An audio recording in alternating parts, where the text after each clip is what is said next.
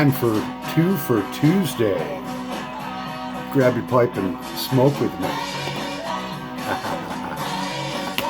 Yeah, for some reason the volume's not going down because somebody's using the wrong volume control. Be right back. Yes, there we go. So, how is everybody's Two for Tuesday? Have two Busch beers here.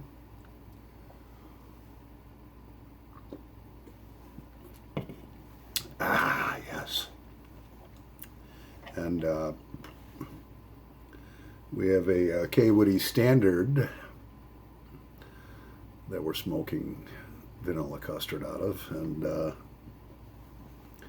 we have a Peterson Bent XL84, I think this is. And that also has vanilla custard in it because I just feel like a vanilla custard day today. So I hope everybody had a good Mother's Day. It helps if you have a lighter. Yeah. My girl came over with her son. And so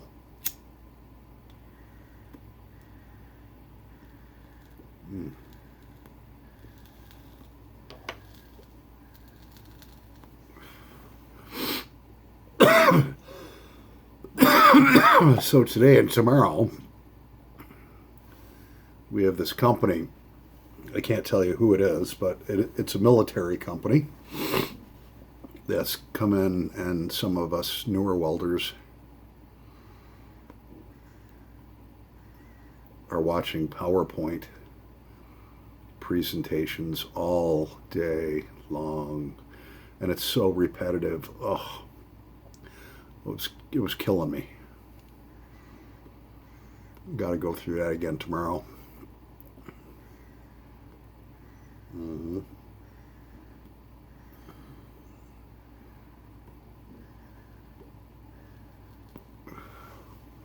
So, as most of you probably already know, I did have two sons that passed away.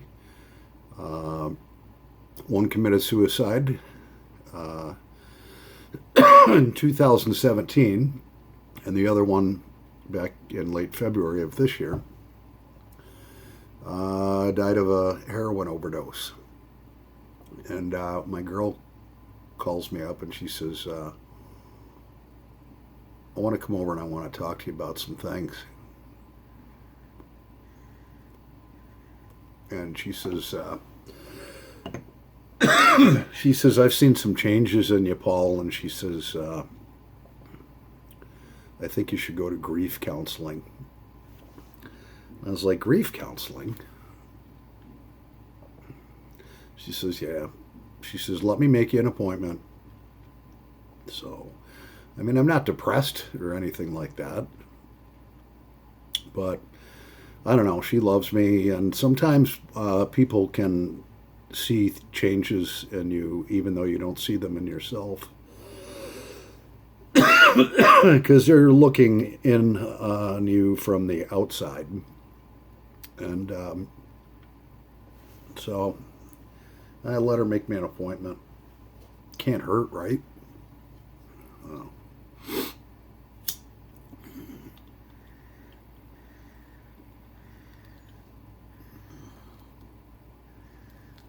So next Wednesday, a week from tomorrow, I go in to meet with a professional counselor for grief counseling, which, I figured, well,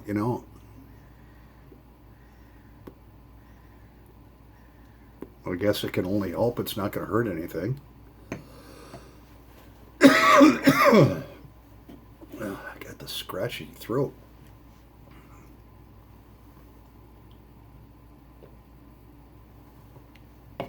So today is Mindy's son's 22nd birthday. So happy birthday, Tyler Daniels. Yeah.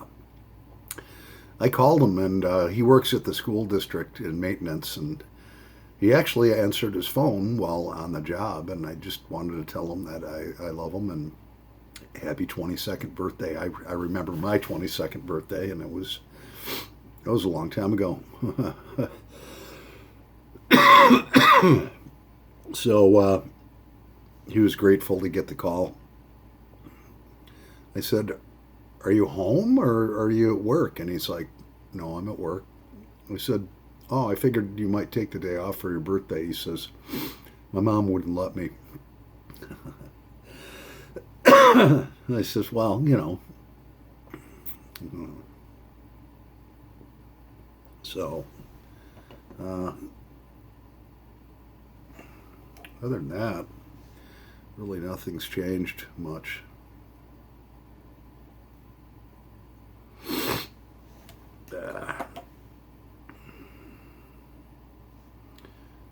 So,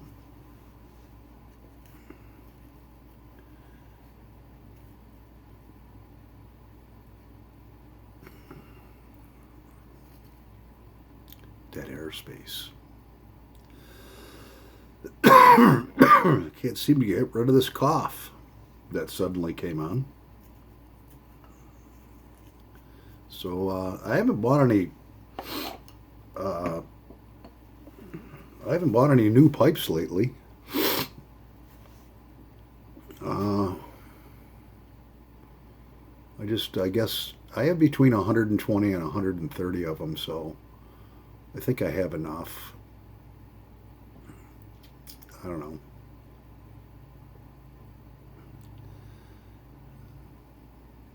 Haven't really found one that I just have to have, you know. It's interesting when you have a collection of pipes and you get up over 100 pipes. You kind of put some of them on the back burner for a while and forget about them. And then all of a sudden it's like, oh, wait, oh yeah, I remember when I bought this one. And then you start smoking that, and that becomes your favorite go-to pipe for a while. And you're constantly having your favorite pipes in kind of like a rotation. Not that you get sick of them. You just, I don't know, I guess get used to them, and then you switch over to some different pipes that you have. So, it's actually been kind of cool and damp here in the Rochester, New York area. It's, well, today's May 11th. I mean, it should be a lot warmer than it is right now. I mean, right now it's only 52 degrees outside, if that.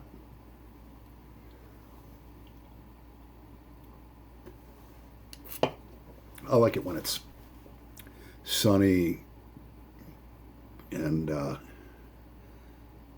85, 90 degrees. Oh, I love that. Mm-hmm. Yeah. So, I hope you're all smoking a pipe with me.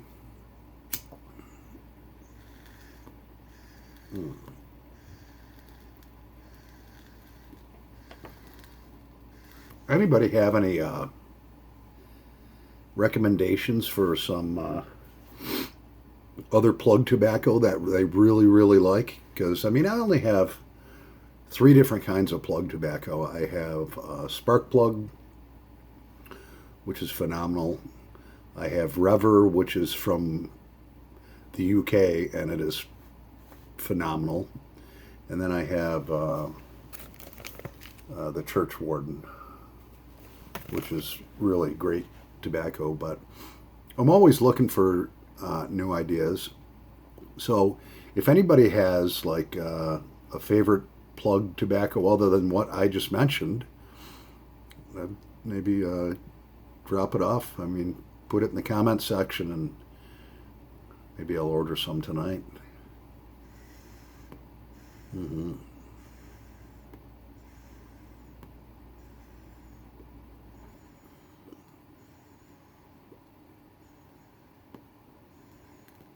As much as I do love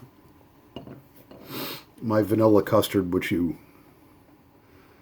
I had one one of my subscribers was like, "Why is it always vanilla custard?" And but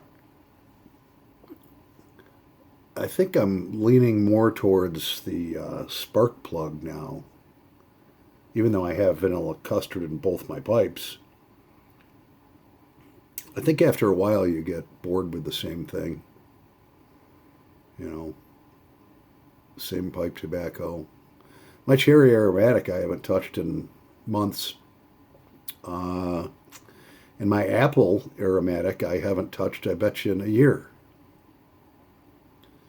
Just haven't. I'll have to try that apple again. Maybe I'll load a bowl of that up tonight. I don't know. So I'm getting more and more proficient with my welding. As you get more time in the chair, actually welding, you just it's something you get better at, skill wise. It just takes time. At first, I was extremely frustrated. I was very excited when the owner came and said, "Hey, do you want to learn how to weld?" And then when I first started, it was like I was just getting all of these little BB blotches all over the place on my test plates. And I was like, oh my gosh, I got to figure this out. I can't go back and tell him, I'm changing my mind. I mean, he gave me a big opportunity.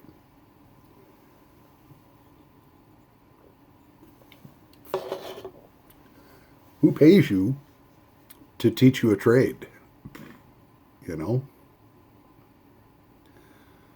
I don't know about you guys, but I'm really in the mood for a cigarette. I'm going to get one.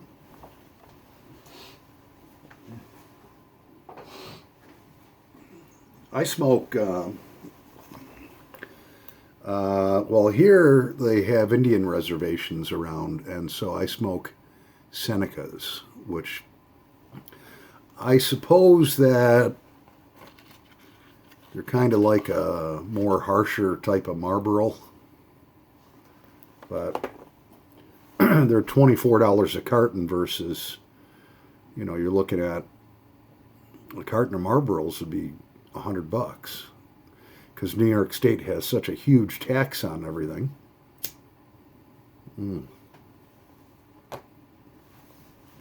Yeah, I think there's a $5 or $6 per pack tax. I mean, when I first started smoking cigarettes, it was probably about 1981, 1982. They were 55 cents a pack for the longest time. I mean, then I remember them going up to $1. Well, gas back then was 62 cents per gallon. I mean, geez, I had a Datsun station wagon, a small little station wagon. That was my first car. And what they did, it was a 1977 Datsun 810 station wagon.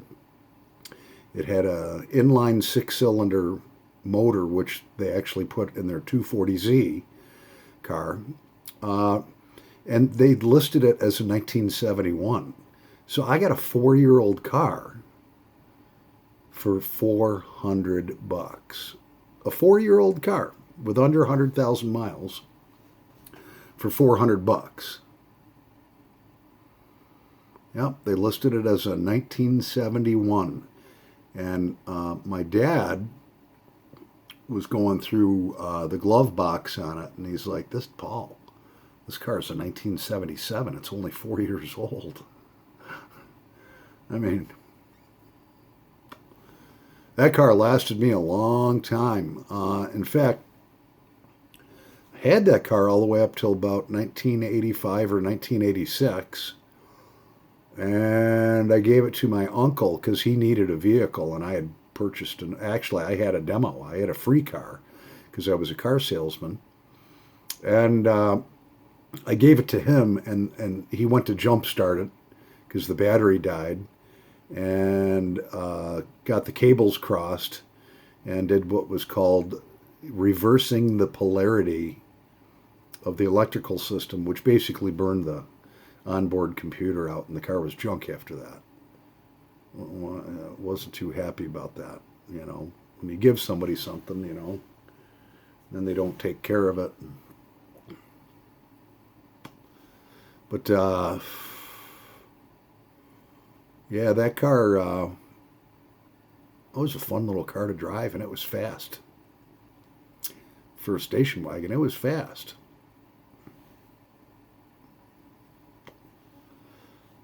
The fastest car that I ever drove, we had this Pontiac Firebird come in, and it had the 350 Corvette engine in it. Some special upgrade that they made available for that year. And that car was a standard shift. That thing would fly. That car was so fast. And I was a young kid. I was 19 years old when I started selling cars, just out of high school. And so I went in, I applied for this job at a local Ford dealership here in Brockport, which isn't here anymore. The owner sold it, and then he passed on. And the guy that bought it, he ended up dying of a heart attack from snorting too much coke. But I remember we had this beautiful blood red Firebird that came in on trade. So I went to the used car manager and I says, hey, can I take that car home for the weekend? And he's like, no. He says, I just had it all cleaned up, all dialed up. And he says, you're a 19-year-old young man and you'll crash it. I says, no, I won't. And he says, no, you can't take it for the weekend. I says, well, we have these two diesel, they were gasoline converted General Motors engines. So they were converted from gasoline to diesel. And I says, we've had those on the lot forever. And he's like, yeah, nobody wants to buy them. And I said, well, my dad owns a pickup truck that is General Motors, and it's a converted gasoline to diesel engine. It was done at the factory. They redesigned it. And I says, I think they're great motors. I says, and I know how to take care of them. There's problems with them, but there's a way to prevent those problems, and my father figured it out. You have to, every 50,000 miles, you had to retorque the heads down in a certain sequence. And otherwise the heads would warp and they'd blow head gaskets and blow the motors up on them. So I said, if I can sell those two vehicles, those two diesels that we have that nobody wants, because I believe in them. I mean, I wouldn't sell anything to anybody I wouldn't buy myself. But because of their inherent problems, they got kind of a bad rap. I says, if I can sell both of those before Friday, can I take that car home? He's like, you're going to sell both those diesels? I said, yeah. He says, I don't think you can do it. I'll take that. That's a safe bet. I said, so if I sell them both, I can take the Firebird home for the weekend? And he's like, yep, you can. So this was on a Monday. Well, that Monday, I sold the first one. I said, as long as I told the customer the problems with them. I says, but my dad has one in our truck. It's great gas mileage. Well, diesel, but it gets great fuel economy. They're awesome motors, but every 50,000 miles you have to retorque the heads down with a certain sequence. So anyways, I sold the first one, brought it up, and he's like, $59.95 you got for this? I said, yeah. I had a couple $100 deposit from the customer. He's like, that's what we got on the window. I says, yeah. I said, I believe in these vehicles. And therefore I passed that exuberance on to the customer. I wouldn't sell anybody anything that I wouldn't buy myself. He says, all right, good job. I says, I'm going to sell the other one. He says, yeah, we'll see about that. Lightning doesn't strike twice in the same spot too many times. He says, all right. So, a couple days go by. It's Wednesday or Thursday. Sure enough, don't I sell the second one? I walked up to him. Keys, please. He's like, all right, listen. Don't get the car dirty, all right? And don't smoke in it. And don't crash it. Those are the only three things that I care about. I says, don't worry, I won't smoke in it. I won't crash it. And I won't get it dirty. So, sure enough, I got to enjoy that beautiful blood red Firebird for that weekend. It was a lot of fun. Actually, it was the roads were kind of wet, and it was on a Sunday, and I made a left-hand turn and kind of gunned it a little too hard. I did a 360 right in the middle of the road. Scared the tar out of me. I was like, oh my gosh, I almost crashed it. He would have killed me. So anyways, brought it back. He goes, brought it back Monday morning for work. He goes out and he's looking it over and smells inside of it. He says, you didn't smoke in it, did you? I says, no, I made you a promise. So anyways, that was a lot of fun. I got him on another one too. There was this big Mary Kay pink 1970 Lincoln Continental. This thing was as big as a house. When you were driving around with this Lincoln Continental, you thought that you were driving around sitting in your living room. It was that big. I says, can I borrow that for the weekend? He's like, no. I had it all dolled up and all cleaned up. I says, all right, well, we got these other two vehicles out there. He's like, oh, no, you're not getting me again. I says, well, do you want me to sell them or no? He says, all right, okay, you got a deal. And, of course, I did it again. Got to drive that car around for a while. Oh, yeah. Let me tell you something. Those wonderful colored people in the city absolutely loved that car. I was getting hoots and hollers and everything driving that car, cruising through the city. Well, anyways, be kind to one another, love one another. This commences 2 for Tuesday. Yeah. I'm Paul the Pipe Guy, live from Rochester, New York. Happy pipe smoking, pipe smokers, over and out.